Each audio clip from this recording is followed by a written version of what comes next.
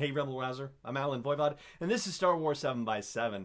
We're at episode number 1583, and I'm following up on a news story that popped a little bit earlier this week, and, we've been in the middle of a couple of other things this week, and so I wanted to circle back on this one now that we have a moment. So, shocking as it may seem, time really does fly when we're having fun. This past week saw the 6th anniversary of the acquisition of Lucasfilm by Disney. Apparently it was October 30th of 2012 that the merger was announced, and so here we are 6 years later, and there was a report on CNBC's website. I have looked around for video of this to see if it was actually on broadcast, and I can't find any record of it. So, if you find a link for when this happened on their actual channel, if it's out there, then hey, send it my way. But as far as I've been able to discover, there's just a written report about the fact that it was the 6th anniversary, and there's a senior analyst from comScore that analyzes box office results and whatnot, who has gone on record saying that it's already official that Disney has turned a profit with the purchase of Lucasfilm. Now, it was just over $4 billion that Disney purchased Lucasfilm for back in 2012.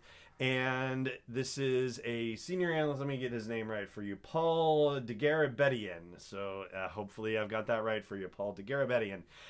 And he's saying that, it's not just the movie revenue, of course. It's also all of the other revenue streams that Lucasfilm has, licensing and toys and books and this and that and the other and all that stuff. So certainly that is the case.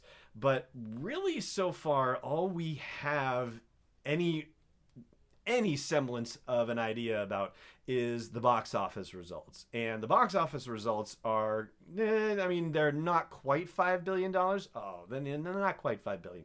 Like $4.8 billion, basically, okay? So already they have certainly exceeded the amount that Disney paid for Lucasfilm. Of course, this does not take into account the fact that there are hundreds of millions of dollars spent on the production of these films and the marketing of these films. And, when you look at ticket sales, if it's, 4.8 billion or something like that, the studios generally only keep about half, give or take.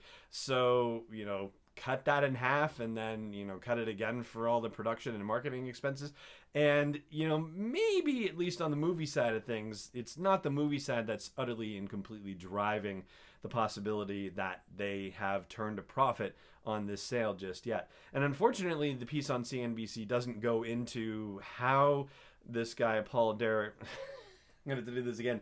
Degarabedian is actually coming to the result that the profit has been turned. But, way back when, it was something on the order of an 8x multiplier when you were looking at ticket sales for the Star Wars movies versus the merchandising sales. And so it was, $4 billion in box office, but it was $32 billion in merchandising. And so if that still holds true, then you would have to think, oh yeah, it isn't just that it turned a profit as of 6 years later. It probably turned a profit like within 2 or 3.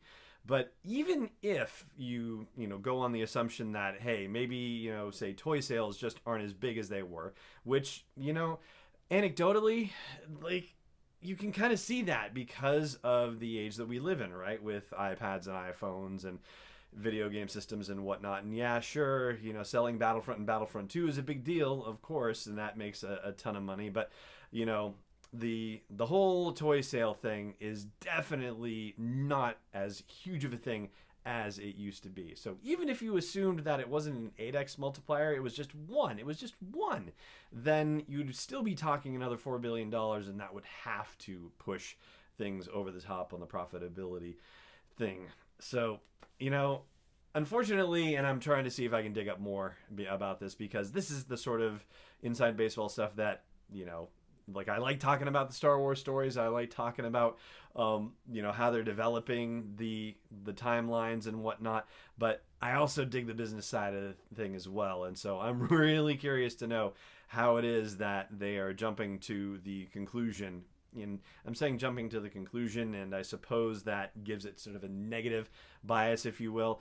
I'm willing to give this guy the benefit of the doubt. I mean, comScore senior business analyst, like this is not just some guy, on a random fandom website saying, hey, they've turned a profit. Yeah. Like, no, this is serious business analysis.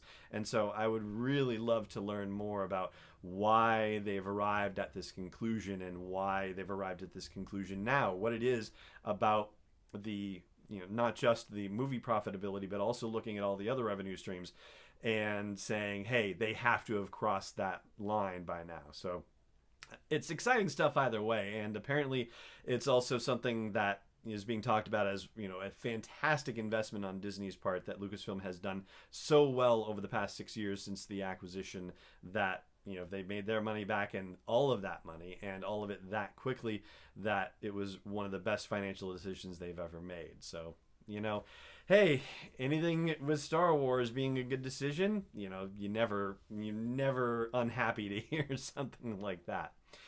Anyway, that is basically the news I wanted to flag. The fact that Disney is being talked about as having turned a profit on the sale of Lucasfilm to Disney mere 6 years after the fact. I mean, that's, what is that, 16% a year change, 16.67 repeating? Anyway. So that's all that I wanted to talk with you about on this podcast, but I'd love to hear your thoughts about it too. So if you think that this is absolutely possible and in fact probably happened a lot sooner than that because of other revenue streams, or if you think this is absolute bunk and there's no way that they could possibly have reached profitability on this sale, just drop me a line wherever it is that you're catching this episode and let me know what you think. For now though, this is going to do it. So thank you again for joining me. I hope you'll subscribe. On tomorrow's show, we're going to be talking with Morton Bay, the gentleman who did the analysis on all the tweets at Ryan Johnson and his paper on weaponizing social media. And that interview will be coming on tomorrow's episode, so subscribe and make sure you get to hear that and just have it sent right to you no matter what. And I hope you will consider also supporting the podcast on Patreon as well. That's patreon.com/SW7X7.